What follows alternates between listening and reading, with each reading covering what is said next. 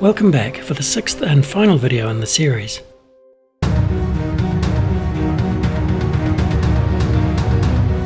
I've skipped ahead to the point where the encounter is about to end. The priest and the exile have taken a battering and are down to their last hit point each, but the Broodmother is also barely on her feet with just a couple of hit point dice left. Each time I removed a hit point die, it triggered a reaction, which meant resolving the next stage card. And because the stage cards have been telling me to release the brood, the game board is now awash with giant rats. It looks like the Free Company is about to be utterly overwhelmed by the horde. Also, I did promise that I'd demonstrate fire and water tiles, so I've arbitrarily dropped a couple of those on the board, just so we can see them in action. At this point, the stage deck should have advanced to stage 3, but to avoid spoilers, I'll keep on using stage 1 cards instead. The Free Company have fought ferociously, but the Oathsworn phase is almost over since everyone has spent all their animus, except for the Ranger, who still has 4 animus left. That's just enough for her to play her Ricochet ability card. Perform an attack. This attack may target an additional enemy within range 4 of the first target. Add 2 damage to this attack for each target. Attack once and divide the damage equally between all targets. I think I'll target this rat to her north, and then ricochet off him to hit the Broodmother. The Ranger gets 1 yellow might card from her might track, and I'll add 3 white cards. And that is a miss, but she has 1 last redraw token. Phew. So that's 4 points of damage from the might cards, plus 2 damage for each target, thanks to the Ricochet card, means 8 damage. Sadly, I have to divide that equally between the 2 targets, in other words 4 damage each. Both targets have a defense of 2, so they each lose 2 hit points. The giant rat dies, and the Broodmother loses 2 hit points from the body location nearest the attacker. Because the arrow ricocheted off the giant rat, the nearest body locations are the flank and the rear. In this case, I think I'll target the rear, which has only 2 hit points left, so the attack removes that hit point die and breaks the location. When you break a location, remember that the enemy's response is so swift that you must immediately place your ability card on cooldown, and you lose any follow-up effects, such as gaining tokens or knockback or anything else which would have come after the attack. Also, remember to advance the stage deck, if the special rules board tells you to. In this case, we're already at stage 3. Then comes the reaction, in other words, resolving the next stage card. First we'll release the brood, though with only 2 giant rats this time because we've run out of miniatures. Notice that the first giant rat falls straight into a pool of water. Then she moves 7 hexes towards her target. Because this is a reaction, she'll attempt to target whoever broke the location, in this case the Ranger. But the Broodmother doesn't have a clear line of sight to the Ranger because it's blocked by the tree. Remember that on large enemies, line of sight comes from the front hex. So instead, the Broodmother will vent her fury on whichever poor bastard is unlucky enough to be standing nearby. In this case, she's just 2 hexes away from the Ursus, and also 2 hexes away from the Exile, with a clear line of sight to both. So the rule of north then west kicks in, and the Exile draws the shortest straw. As usual, we calculate the Broodmother's path using the hex which is closest to her target.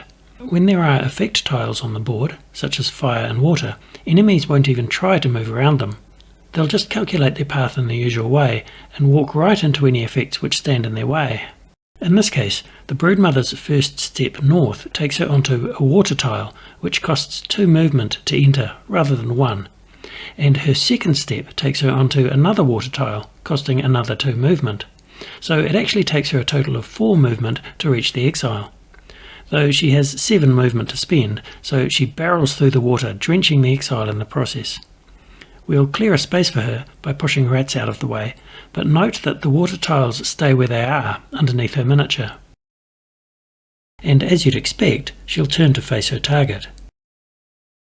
Next, she attacks her target using her fangs, and because we've uncovered that icon on the encounter board, it's called a broken attack. We can ignore one of her most powerful might cubes.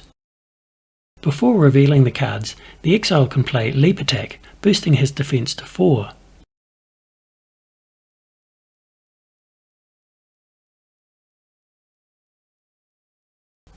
Unfortunately, that's 7 damage, meaning 1 hit point of loss for the Exile, who gets knocked out. Damn. This will have a number of consequences, but we apply those at the end of the encounter. For now, we'll remove him from the board, as he's out for the rest of the encounter.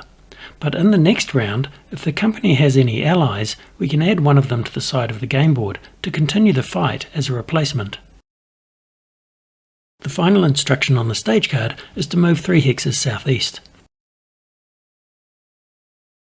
That takes her onto the fire tile, which inflicts 1 hit point of loss and gets removed from the board.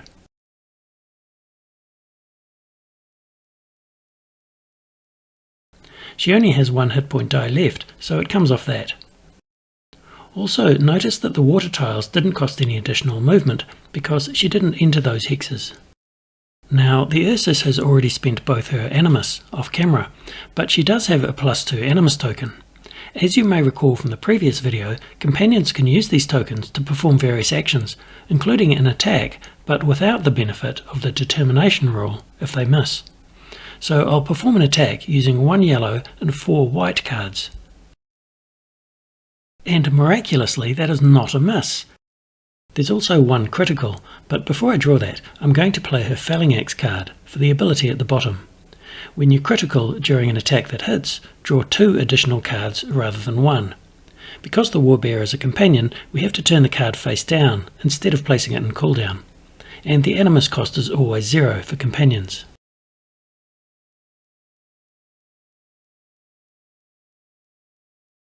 That's 6 damage, meaning 3 hit points of loss. The attack lands on the Broodmother's flank, but because that location is broken, we reduce the hit points on a neighbouring location instead, in this case the core, which is just enough to finish off the Broodmother. Hooray! The burned and bloodied corpse of the Broodmother crashes to the ground, the remaining giant rats scatter between the trees, and the exhausted Oathsworn collapse to their knees. Talk about a close call. And with that, the encounter is over.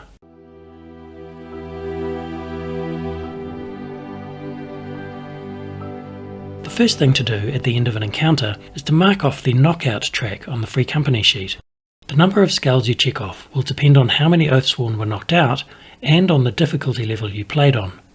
In our game, only the Exile got knocked out, and we played on standard difficulty, so we'll cross off 1 skull. Note that you should only mark the knockout track after your first attempt at each encounter. If you've just replayed an encounter, then don't touch the knockout track. Next, you may need to decide whether to replay the encounter.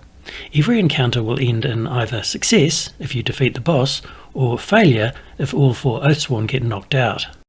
If you succeed at an encounter, then you must move on to the next chapter.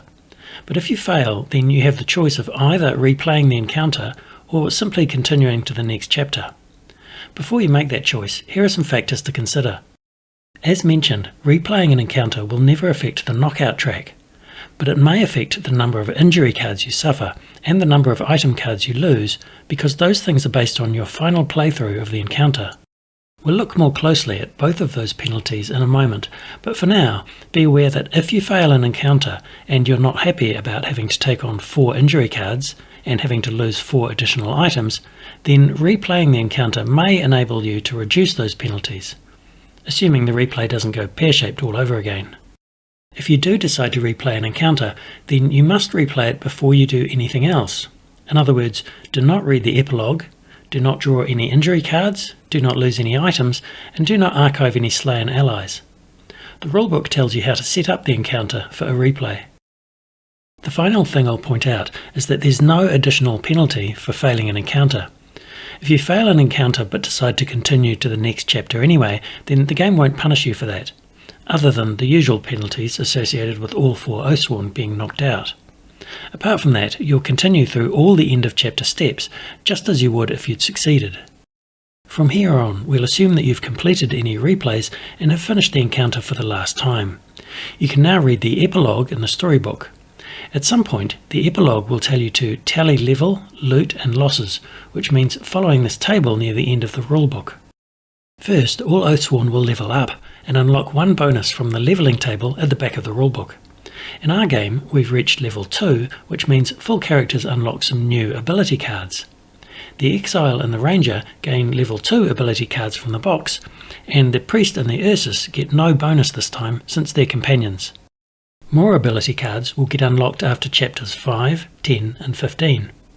Here are some other bonuses in later chapters. Permanent tokens, which allow you to start every chapter with an additional battle token of that type. Improved animus, increasing either the regen value or the maximum animus. Free company traits, which offer a variety of benefits depending on which trait you choose. And companion upgrades, such as new archetype cards. The first two columns of the levelling table are the most important, as they tell you which bonus you get at each level.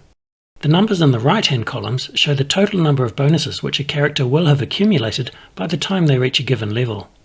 They're intended mainly for quick levelling, which offers a way to quickly bring new characters up to the required level. Quick levelling is also used for swapping out characters, switching between full characters and companions, and playing any chapter as a one-off scenario. Next comes loot, where the company gains some new items. Note that the two item decks, common items and unique items, are handled a bit differently. First, we upgrade the common item deck. We've just finished chapter 1, so we archive that deck and replace it with the level 2 common items. Next, the free company gains 4 items from the common deck and 2 items from the unique deck. And you may gain even more items if you completed the chapter at a higher difficulty level, or if you managed to check off the unique item checkbox on the free company sheet. Cards are drawn at random, and as usual, they can be shared amongst the free company by agreement. And finally, we'll upgrade the unique item deck to the next chapter. Notice that the common items we gained are from the next chapter's deck, whereas the unique items were from the current chapter's deck. The final and frankly less welcome checklist is entitled Losses. There's a reminder to mark the knockout track, which we've done already. Then each Oathsworn who got knocked out must draw an injury card at random.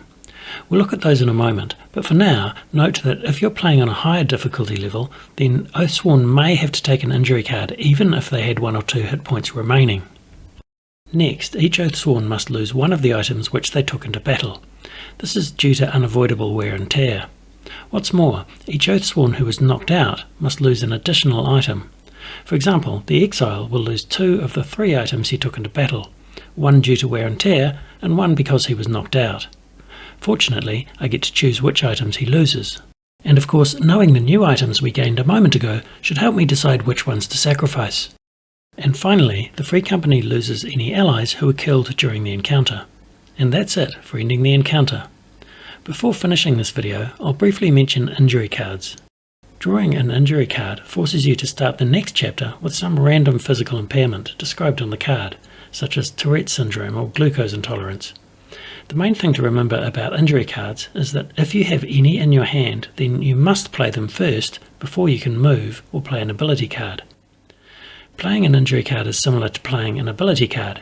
You pay the animus cost, apply the effect described on the card, and then place it into cooldown.